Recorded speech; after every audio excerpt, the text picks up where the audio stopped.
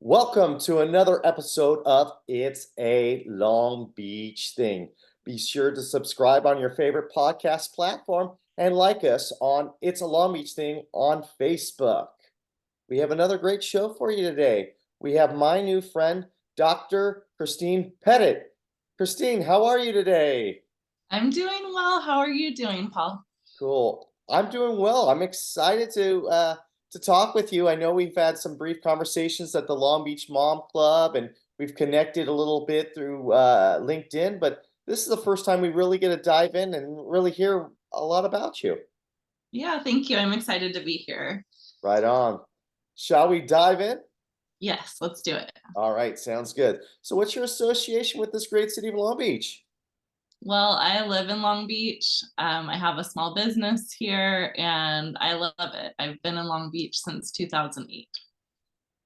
Right on. So, before 2008, where did you grow up? Well, I grew up in Oregon. I've been in Southern California though since 1999. So I'm coming up on my 25th anniversary. And so I was kind of all over Southern California. I was in the East LA area finishing up my undergraduate work. And then I went to Riverside for my master's and PhD, lived in Koreatown right before I came to Long Beach. Okay. Okay. So you obviously in 1999 you were probably fairly young. What brought you guys to Southern California? Yeah, I came to Southern California as a junior in college.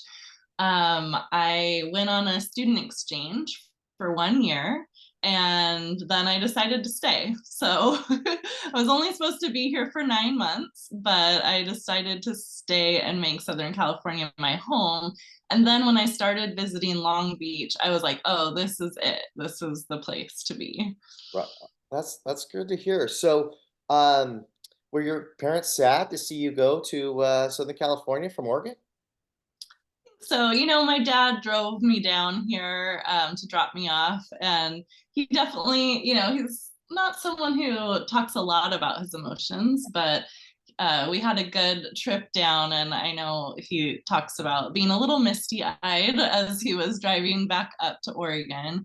But actually, my stepmom came down and visited me as I was wrapping up my time in California. And I think she was like, this is great. You love it here. So she actually encouraged me to stay. And, I just go home. I love Oregon. I love where I'm from. So I go home a few times a year usually and enjoy that. But really, I tell people the sunshine and the diversity in Southern California is what keeps me here.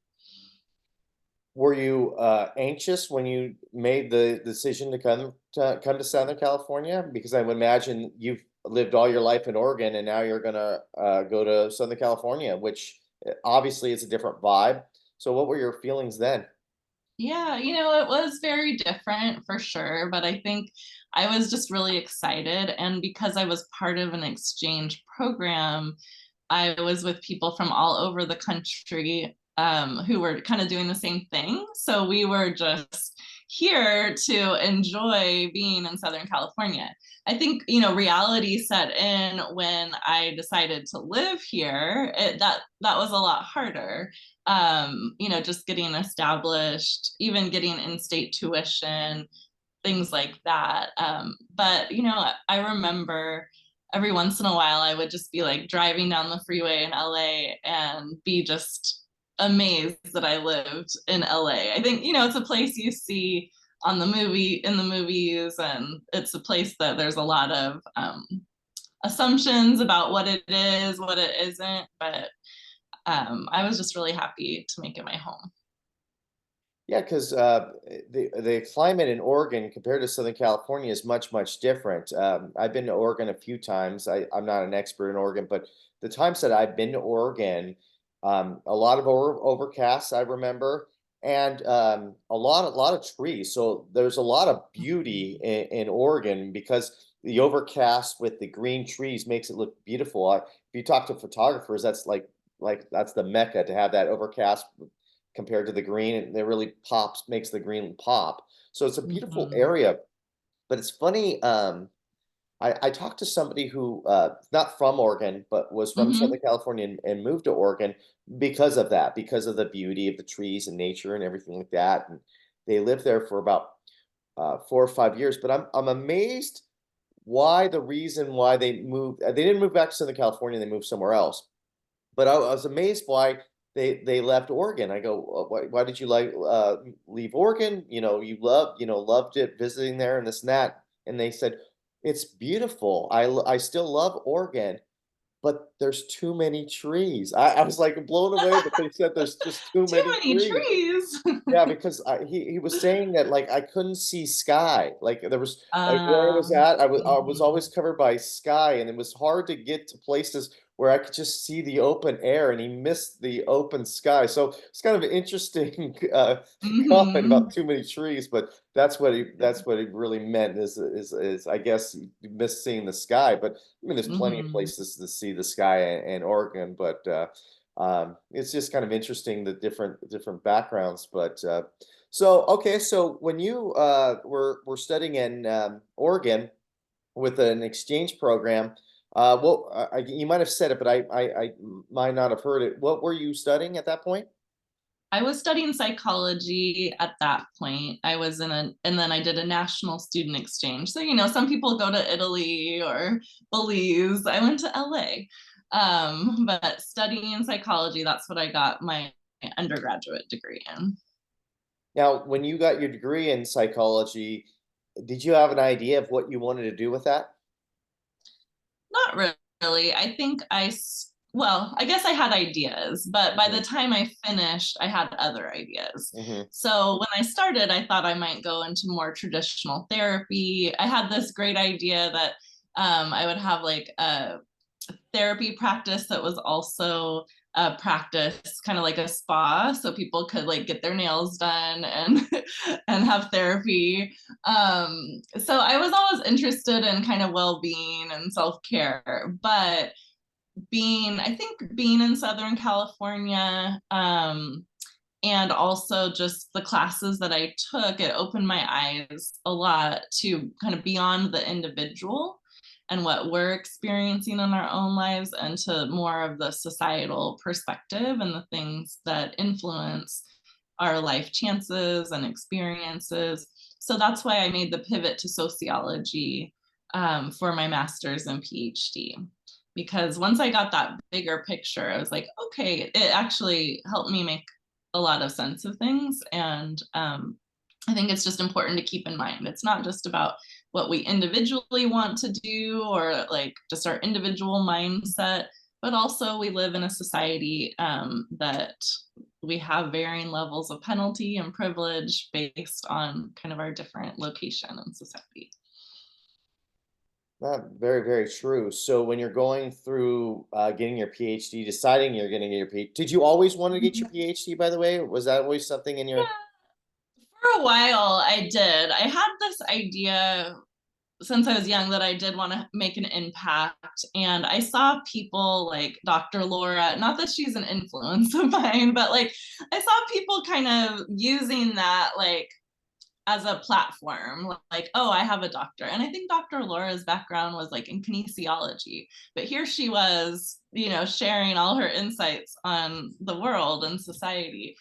And so I think I saw that when I liked education, once I got into it more and was kind of more grounded. I like learning. I think I'm a lifelong learner inside or outside of like formal institutions.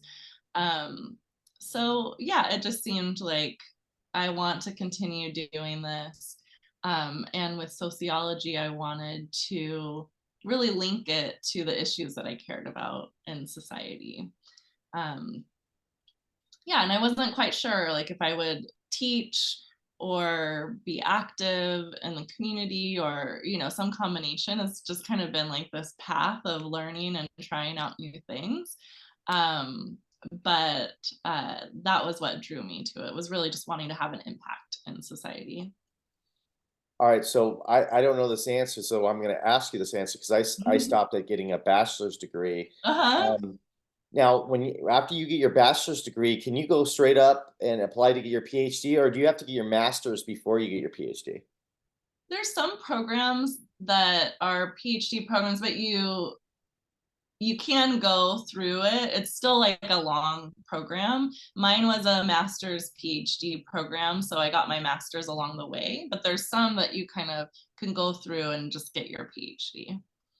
And when you graduated with your bachelor's degree, it was always in the head that, hey, you know what, I'm going for my PhD. So was there a gap in between you getting your bachelor's and your PhD, or was it just right after you graduated your bachelor's, you went in for your PhD?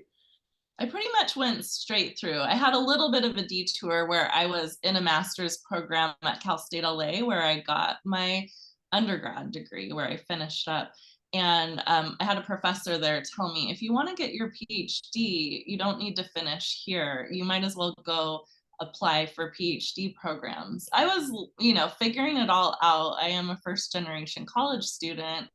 And so, I didn't have like that path to academia where I had the resources or knowledge about it. So I had a professor there who was like, if you want to get your PhD, you might as well go because they're going to make you do these classes over again, basically at your whatever PhD program you're in, because they want you to learn kind of their way. So that was good advice. So I did kind of an extra year of a master's and then went into a master's and PhD program at Riverside. It's fascinating to me that you're a first generation college graduate because in my head somebody who has a doctorate probably has parents are like I have this and education is very very important. Now your parents could have said education is very very important anyway with not having a college degree, but talk to me about you growing up. Was education big for them and how they grew up, or I don't think it was really emphasized a lot growing up. I mean, definitely you wanted to do well in school, and that was kind of expected. In my family, there were a lot of concerns about money and affording college, and not a lot of knowledge about, financial aid or things like that. My stepmom did end up going on and getting her bachelor's degree while I was somewhere in my educational journey. I don't remember exactly at what point. I think I might have been in my PhD program at that point.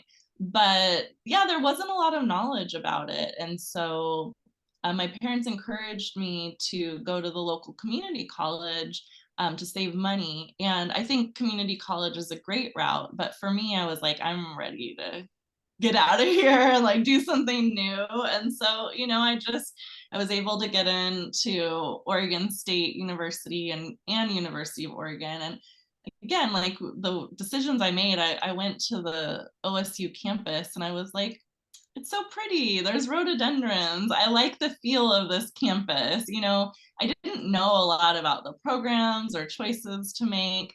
It was really just kind of going on like intuition at that point. So I went there for 2 years. But yeah, it was, I think, just a lot of concern about like, how are we going to afford this? And so I ended up having a lot of loans and things like that. But I figured it out. So, and I think still like a lot of support and pride, like my parents were definitely proud of me for pursuing it, but I think they didn't really know, how to help me navigate that. that's awesome. So then you graduate with your PhD, which is a phenomenal feat. Do you know the percentage of people in the United States that have a doctorate? I mean, I gotta believe it's very, very low percentage. I don't know the percentage. That's a good Mm, question. yeah. Yeah. So you're part of that elite group, which is very, very, very cool. So you graduate, you get your doctorate, and where do you go from there? Yeah. So when I was in graduate school, I got very involved in the union that represented all the teaching assistants, readers, and tutors. And at first, I just signed up for the union. I was like, yeah, that makes sense to me to have a say over your wages, rights, benefits. But then I got more involved. I was on our bargaining committee when we negotiated with the University of California. and then eventually got into kind of campus leadership and statewide leadership. So when I finished my PhD, I was the president of the union for all of the readers, tutors, and teaching assistants across the University of California system. So that was like a big leadership, I guess, moment and experience for me. I was in my Well, I want to late stop you 20s. there for a second. I mean, you're Yeah. fairly young, and now you're the president Yeah. of this union. Now, how do these other individuals trust you? Going, how does this young woman know what she's doing? She hasn't had the experience. Talk to me about that. Yeah, well, I mean, the interesting thing about that union is it's a lot of young folks Okay. because they're, academic workers. And so definitely there's a range. But yes, I would say I was young and learned a lot, like really quickly about leadership, including some things that, it's like I take forward as like, okay, what not to do. Um, but that was where I was at when I finished my PhD. And yes, it was a big undertaking. And at that time, we represented 12,000 people across California, and had staff and leaders on 9 campuses of the 10. And so that was definitely like a place where I learned a lot. But also that is the kind of the leadership, with other folks who were kind of in similar experiences in academia. So then, so graduating wasn't that scary of a thing because you were already on this undertaking of being the president of this union. So you graduate. Now, did you stay on as president of the union when you graduated, or what happened after that? Yeah, so I stayed on for a brief time. I went to work for the International Union for a little bit as well. But ultimately and honestly, I was burnt out Mm. after just, going straight through basically school for 13 years, and then being in this leadership position, which was just exciting and also tough, like really tough. So I was burnt out and I was like, I don't know what to do next. But I had moved to Long Beach 2 years prior in 2008, and I loved Long Beach. So I was like, I'm going to figure it out. So I taught actually at Cal State Long Beach for a couple years as an adjunct professor in sociology. And I helped to start up a grassroots organization called the Long Beach Time Exchange, where we helped people exchange services and skills using time instead of money. So I just got very involved in the community, both teaching, starting an organization, and then I was part of the Long Beach Coalition for Good Jobs and a Healthy Community, advocating for hotel workers in the city and a living wage and workload protections. So I was just very active, not just, but I was very active in Long Beach. And that eventually led me into working for it was called Building Healthy Communities Long Beach, an initiative that was funded by the California Endowment. So I got hired on as their hub manager and then went on to found Long Beach Forward, which I served as executive director of for a number of years. Well, that's the quick version. I don't Yeah. know. So I want to ask you a couple questions about that. So Yes. you said 13 years. So what are you counting from the that 13 years from? Well, 13 years, I guess, from when I started my undergrad in 97 Mm. to when I got my PhD in 2010. Holy moly. 13, and you didn't take any breaks, so you went straight through. It takes Yeah. 13 years to get a Yeah. doctorate degree. So, I Holy mean, it took moly. me a little longer to get my bachelor's, because I did work. I had about 3 jobs once I lived in California and decided to stay here because I was paying out of state tuition for a year. So Mm. that took me a little bit longer. And then that kind of detour in the master's program took me a little longer, but it did take about 7 years to finish my PhD. Mm. And that's they always tell you like, oh yeah, you can do it in 4 years or 5 years, but in reality, that's not what happens to most people. So, and then also at that point, I became the leader of my union, which I'm really grateful for actually that union experience because it broke up academia a little bit where when I started grad school, it was getting to the point where I couldn't have like normal conversations with people because I was just like reading all the time and theorizing and, researching. And so doing that union organizing was really helpful to because it's like you need to talk to people, meet them where they're at, like have normal conversations. So yes, but 13 years. 13 years. So basically, if you could go all the way through, you have your bachelor's is supposed to be 4, which is tough to do anyway, right? Yeah. And and then you're supposed to, and then a PhD, if you do everything correct, it's 7 years. So It depends who defines correct. I know uh, people who it's taken them 10 years. I've heard of people who do it like in 4 or 5, and it kind of depends on the program mm, too. But 7 is not atypical for the program that I was in. If anything, it was, like kind of on time or even faster than a lot of folks. So, okay, wow. Okay. Well, yeah. wow. I just, this just fascinates me, the all that education, all that hard Yeah. work that it took for you to get there. I just, I find that awesome. That, I mean, that's a goal, right? I mean, you got to, I mean, because I'm sure, I know that you love education, and I'm sure you love the journey. But I mean, there's got to been days where you're taking these tests going, man, I am just burnt out. I don't want to put down this book and go outside and not read for Yeah. for a day or two. I'm sure there's been times in your life where you felt that way.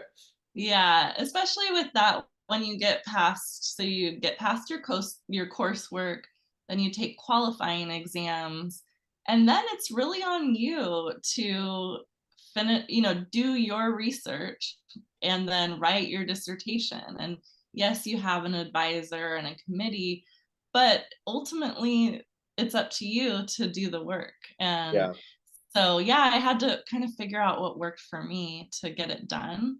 But it does take a lot of motivation. yeah, that's awesome. So that you did mention that you moved to Long Beach in 2008. Hmm. And if we're around the same age, so I remember 2008 quite a bit. And Hmm. 2008 for me, on a career front, was a very, very, very tough time. There was a Mm-hmm. recession going on in Hmm. 2008, and there wasn't too many jobs available. So, talk to us about how that was for you when you moved to Long Beach and you got a job at Long Beach State. Yeah, well, I started working at Long Beach State in 2012. Oh, So it was a different time. I was still then in school and active in my union. I think I was president at that point. So that was kind of my job, is mm, working in the union and doing grad school. So I wasn't impacted in that way. And but definitely the prospects didn't look good. And so it certainly impacted us in other ways. And I think like being at the university, what impacted us a lot with the recession was it's really hard to negotiate for higher wages and better benefits when we saw what was happening all around us, mhm. and the context of the university. Granted, the University of California is a very wealthy system that has, money to pay the workers that make the university work, but the kind of social context around that made bargaining really challenging. Oh, I would imagine, because it's kind of like a supply and demand at that point. Like at that point, you're like, yeah, yeah, it's not really what I want to make, but you know what? I need this job, so I'm just gonna take it at that point. Mhm. Yeah, yeah. I mean, and just around, it's hard to get a lot of people fired up to support you to get major wage increases Yeah, when people are losing their jobs and, yeah, really yeah, losing their livelihoods. yeah, yeah. Mhm. That's definitely a balancing act that you had to work through. Okay, so Mhm. uh, then okay, so then you get into the work. and you're doing your, what was the organization that you're on the board on again? The Coalition for Good Jobs in a Healthy Community. Okay, and are I you still on was the board on that? I'm not, Okay. no, but I'm still kind of active in support. Yeah. Let me So ask you, it sounds like you have a huge passion on people making you said a living wage. mhm. How did you get, where did that passion come from?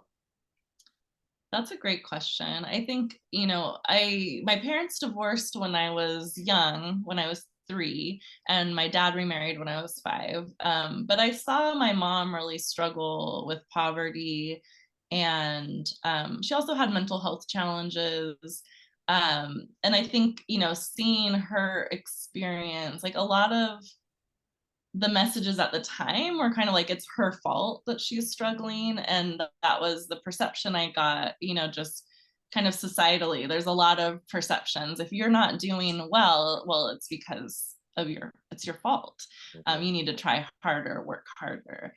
At the same time, I mean, my dad and his family, I think all of the family that I come from pretty much was either in poverty or kind of working class folks.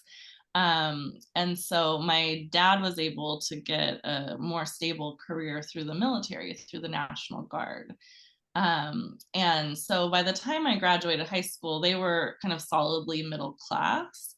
But I had more of a perspective about, just kind of how people fare in life. And so I think that plus learning about more about how our society is structured and the inequality, I've I think there's a mixture of kind of what I've learned, and also I've just always had this kind of passion for justice and an eye toward that. And like I said, even with the union, there's a lot of like negative union um, rhetoric out there, but I think I was lucky I never absorbed that for whatever reason. And so when someone was like, "Hey, do you want to join a union?" It just made sense to me. I was Mhm. like, "Yeah, you get to, negotiate over your wages, rights, and benefits. Yeah, that makes sense." So it's part intuitive to me and part um, just what I know about inequality in society. And there's a lot more that we can do to give people better opportunities. And part of that starts with making a living wage and having stability in your life. So yeah, like we mentioned, we're in Long Beach, we're in Southern California, Yeah. and it seemed, and just I grew up in the Southern California area, and I grew up in Long Beach, and I love Long Beach so much. That's Hmm. why I started this podcast. Um, Yeah. but one of the things that I've seen through living here in Southern California is a shrinking of the middle class. I see Hmm. the higher up class, and then you have the lower class, and I see a big shrinking of that middle class. For instance, I have some family members who own businesses who bought a Hmm. home in the Orange County area, and they're very, very successful. And they have neighbors that have been in the neighborhood for 20, 30 years that were teachers, and they've always been teachers. And Hmm. they were able 20, 30 years ago to afford to live in that area of Orange County. Now, if these teachers were teachers of today, unfortunately, they wouldn't be able to live in that neighborhood. Maybe they could rent there, but they wouldn't be able to own there, which I think is kind of Hmm. a sad thing. And I know that it's a complex issue, but what are some small changes we can do as a society, especially in the Southern California area, to broaden that middle class back, where the middle class can buy a home in areas they want to live? Hmm. A big question, for sure. I think, there's definitely work that can be done on the kind of stability around housing, and housing prices. I don't know as much about the ins and outs of those kind of solutions, but what I do know is that our income, our wages are not catching up with the cost of living, not catching up with the cost of housing. And so looking at, what it took for like our parents' generation to buy a home in Long Beach or Orange County or whatever, you could have someone who had a good kind of stable job, like a teacher. There were more union jobs that were kind of solidly middle class, had pensions, had the basic wages that were enough to afford housing at that time. And we just don't have that anymore. We're seeing an attack on unionization.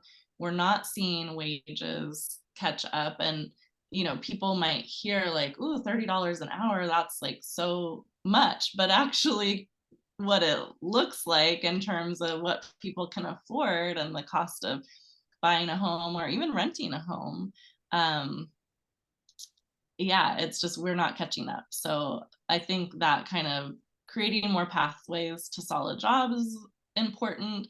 And then I think there's a big issue around real estate speculation and not having housing models that really work for our society. But again, I'm not an expert on all of those things.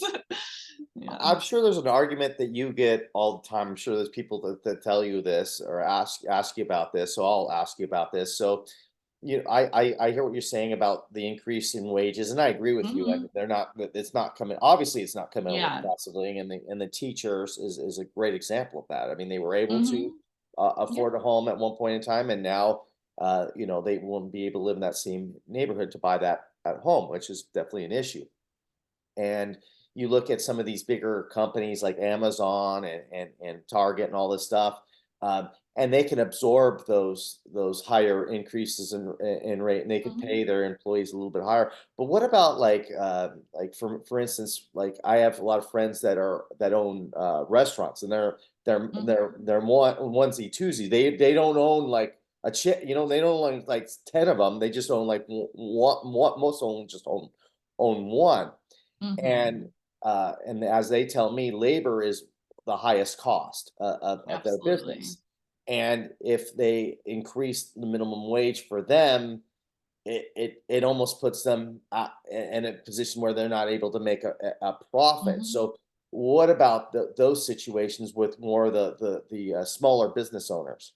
Yeah, I mean, that's so tough, especially restaurants. They really are like on the thinnest margin a lot of times, especially getting started and trying to sustain.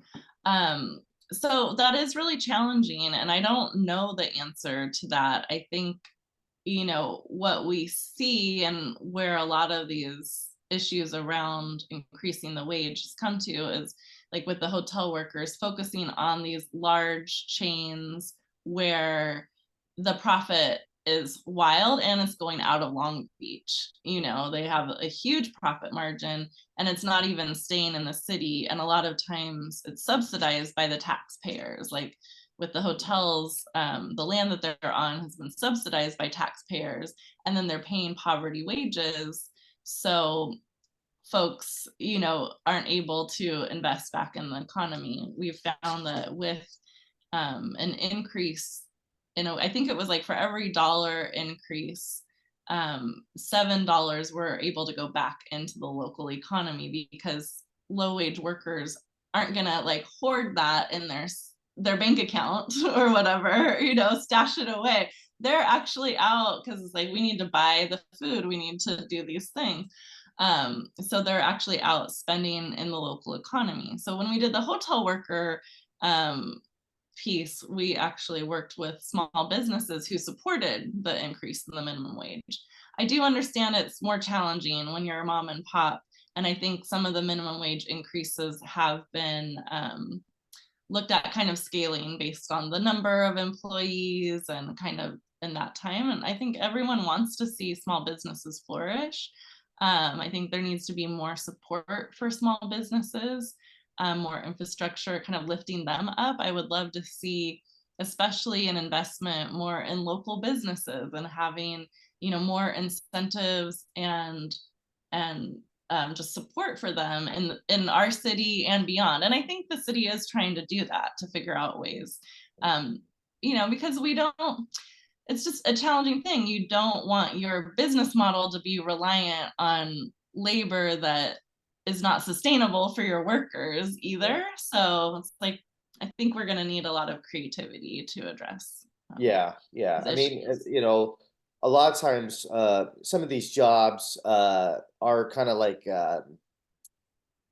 especially in the restaurant field. I won't talk about hotel work because I never Hmm. did that work, but I did do uh, fast food work. I worked at fast food work, and kind of the mentality that I came into working with in the food industry for myself was. Um, I wasn't going to be able to support a family on it. And I was never thinking about supporting a family on it, but I just needed enough just just to pay the bills and rent a room, so to speak, Hmm. and just kind of get by. But I never thought to myself, oh, this is going to be something that's going to be a living wage for me going forward. It was more of a kind of a responsibility, a stepping stone to make some money and to kind of figure out, where I wanted to take my career base after the Hmm. fact. And so there's something to think about there. I mean, I don't know the answer like you on that, but Hmm. it's definitely hard. If you are in that field to have a family, I would imagine that you would Yeah. need more than one job to support that family. Yeah, absolutely. I mean, I've also worked in restaurants, so understand that.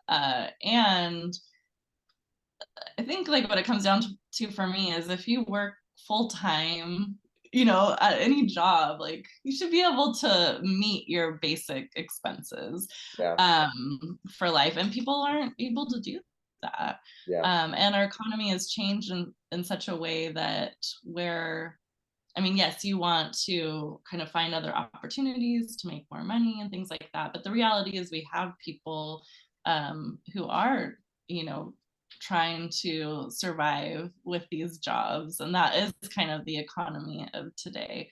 It's not just like your high school student working at McDonald's or whatever. It's like people with families. And yeah. so, yeah, trying to And figure you're that out. saying though, like even in those situations, you're saying like even in food industry, and I'm not even talking about servers. I'm talking more like Yeah. fast food work. You're saying Mhm. that there was a time where that they were able to support the family. Oh, 20, I 30 years. don't know. I don't know, but I do Yeah, know that people's wages went a lot further than they yeah, did at other times, yeah, and I see especially in these larger organizations, the like we talked about, the profit and mhm, the inequality has grown so much, and yeah. wages haven't kept up with that. Yeah, and you mentioned a little bit. That's one of the things I love about Long Beach is the fact there is a lot of small businesses, Yeah. and I'm all about supporting the small business before I support. I mean, yeah, I buy. I mean, I'm not gonna lie to you. I buy stuff from Amazon. I mean, Yeah.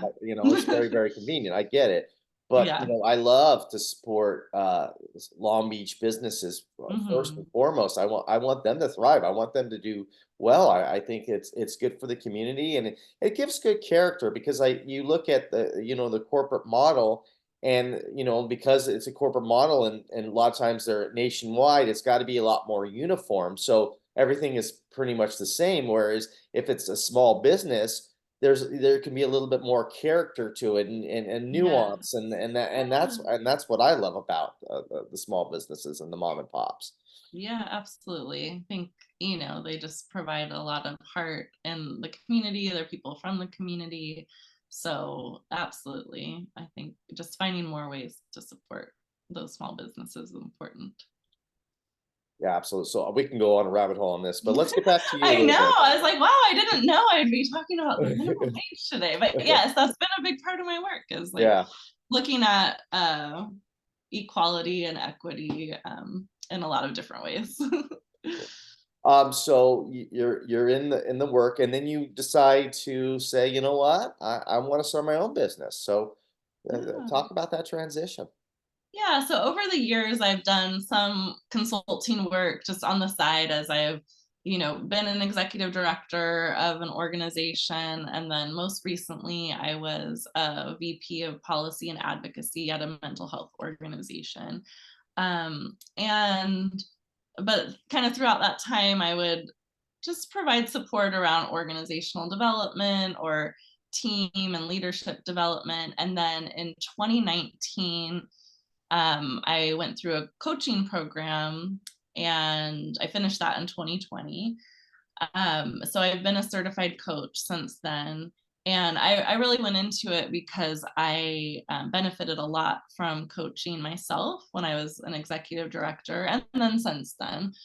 So I saw really the power in coaching. And I went through a phenomenal program and was certified. So I've been, just I would work with a few clients here and there while I was working my full time job, and I have a daughter and family. So um, anyway, in October I was laid off, and I was like, I want to try this out full time. So although I've had clients from some extent for the last 10 years, um, I'm all in as of October, and really in the startup phase of my own small business. And I'm loving it, and it's a lot. So yeah. What type of people do you help in your coaching business? I work with leaders of all types, and I talk about it as leadership coaching, but some people think, oh, that means you need to be like an executive or whatnot. No, we are leaders in our own lives, and I really help people to identify their values, and take action that's in alignment with their values and where they want to go. um, a lot of what I do is help people take action also from a grounded place. So not letting fear or, like imposter syndrome or whatever it is run the show, perfectionism, societal norms, not letting that run the show, but really helping people identify what is it that you want to do and how can you take action toward that. And really those small actions that I help people take add up and build confidence in folks. So I really work with a range of people. I work with parents. I work with people who have been involved in movements around justice. um, I work with leaders of organizations, and so it's a wide range. It's really, folks who appreciate my background and style and find it helpful, then they're welcome. Yeah. Was it hard for you? Because I mean, you laid off because I've been laid off a few Hmm. times in my life. And it hurts whether and a Hmm. lot and for me, and it probably was for you too, it wasn't a personal thing. It was a business decision that they were laying off, blah blah blah. It wasn't the fact that I was a bad employee or any of that nature. It was just the nature of the beast. um, Hmm. but you still feel hurt by that, right? Because Yeah. you've been working there for a while, and you start to question yourself. So talk to me about your emotions. I'm sure I know that you sped fast and said, okay, you know what, I'm gonna make this into a positive. I'm gonna start my business. But there had to been a moment or two where you're like, oh man, that stinks. Yeah. Oh, 1,000%. It stinks. And I kind of saw it coming. And, when I left my previous position as an executive director, I thought then I would start my own business. I thought like I was open to other positions, but I think I only really applied for one other position. And then I got recruited to apply for the position that I had prior to getting laid off in October. So I had in my mind, oh, I want to do this. And then I had been coaching people, and I also do the org development piece where I work with organizations, whether it's board and staff retreats or helping people have difficult conversations, kind of figure out their systems. So I had a few of those clients that I would, work with on the side. So that helped me pivot in that way, both having in mind that I wanted to do it, and then also having some existing clients. And then I guess the third thing was just I kind of saw the writing on the wall. I wasn't surprised to be laid off. It certainly hurt in the sense that I take a lot of pride in my work. I really want to have an impact on things. And so that's where, luckily I have a really great support system of friends and family who I could talk through those things with and figure out what's next. And it's easier for me to take this leap, with starting my own business because I have a partner who's supportive and has some stability, in his job as well. And so I know that that is a privilege that I have too. And that definitely helped with the transition. When you were telling me that, it's almost like the universe is telling you to take this leap, because you told me you were thinking about starting your own business or doing it full time before you taught this position, and it wasn't Hmm. a position that you were seeking out. You were recruited for. So Hmm. I think it might just be the universe saying, "Okay, Christine, it's time that you needed to Hmm. take this leap of faith." What do you think? Yeah, I think so. And just even recently, I had a few people send me a position, that's open right now, and I there was this part of me that was like, oh, I should apply, and then another part of me that's like, no, Mhm. I have this momentum right now. Like, Yeah. I love what I'm doing, and so I'm just gonna give this like a real shot. Hmm. And so that's what I'm doing right now. And yeah, I might go in and out of like formal employment at different points in time. I'll kind of figure out what makes sense for me, but I love the work that I'm doing. And so it's cool to actually try it out and give it a shot. Yeah, that is great, right? You don't want to live with regrets, right? So even if you Mhm. go full for, I'm all for that. You know Mhm. what? As a society and working with the high school athletes I work with, is the fear of failure. But as I look at it, the people who fear failure the less are the most successful people, that aren't defined by that bad moment. That doesn't define them as a human being. That's just Mhm. looking at failure, not necessarily as a horrible thing, but more as a learning curve, going, oh man, I learned a lot from that. This is what I can take from that, and this is what I can pivot from, and I'm going to move forward. And if you can kind of detach yourself from that failure and move forward, that's where the secret sauce is. Mhm. Absolutely. And I think allowing ourselves a little bit more freedom, to try things out. And success can take on many different forms Yep. and look like many different things. Yep. And so those are the things that I'm figuring out for myself too, just, in my life in general and in my business. What does success look like for me? And that's where I start with all of the folks I work with too. What does success look like for you? In our work together, in your life, on this particular call, what does that look like right now? I think that's great. I think that's where everybody should start. So if people wanted to work with you, how would they do that? So reach out. It's easy. I have a website. It's Dr. Christine, Christine Petit, Petit. So drchristinepetit.com. And it's really easy to fill out a quick form. We'll hop on a call. Yeah, I do free consults with folks and just see if we're a good fit for working together.